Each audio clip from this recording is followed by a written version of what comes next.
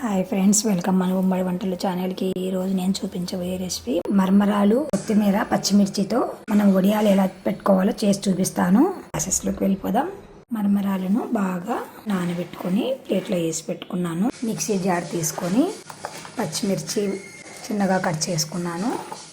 తగినంత ఉప్పు వేసి మిక్సీ పట్టుకోవాలి.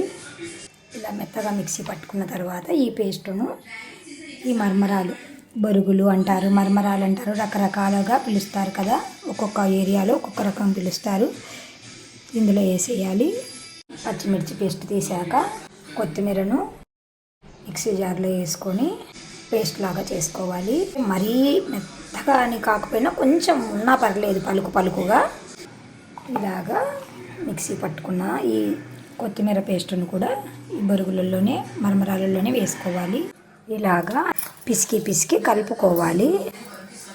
ఈ బొరుగులకంతా ఈ కొత్తిమీర, పచ్చిమిర్చి, ఉప్పు అంతా పట్టేటట్టు కలుపుకోవాలి.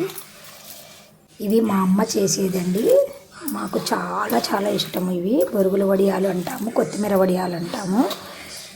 ఈరోజు ఎందుకో నాకు చేయాలనిపించి చేస్తున్నాను.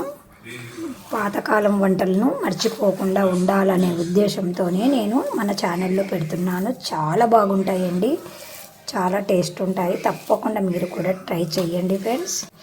కొంచెం ఇట్లా నొక్కి నొక్కి కలిపితే కొంచెం బాగా మెత్తగా అవుతాయి, బాగుంటాయి. అందుకని నేను నొక్కి కలుపుతున్నాను.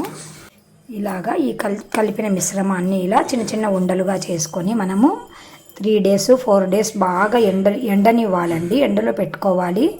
ఇప్పుడు ఎండ బాగా ఉంది కాబట్టి నేను పెడుతున్నాను. చాలా టేస్టీగా ఉంటాయండి, చాలా చాలా బాగుంటాయి.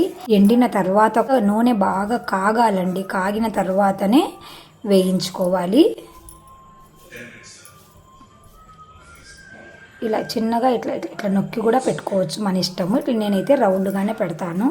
చాలా సింపుల్గా, చాలా ఈజీగా మనము కొత్తిమీరను ఇలాగా వడియాల్లాగా పెట్టుకున్నామంటే కొత్తిమీర తినని వాళ్ళు కూడా ఈ వడియాలు తింటారండి. ఖచ్చితంగా మీరు కూడా ట్రై చేసి మీకు ఎలా వచ్చాయో మాకు కామెంట్ రూపంలో తెలియచేయండి ఫ్రెండ్స్.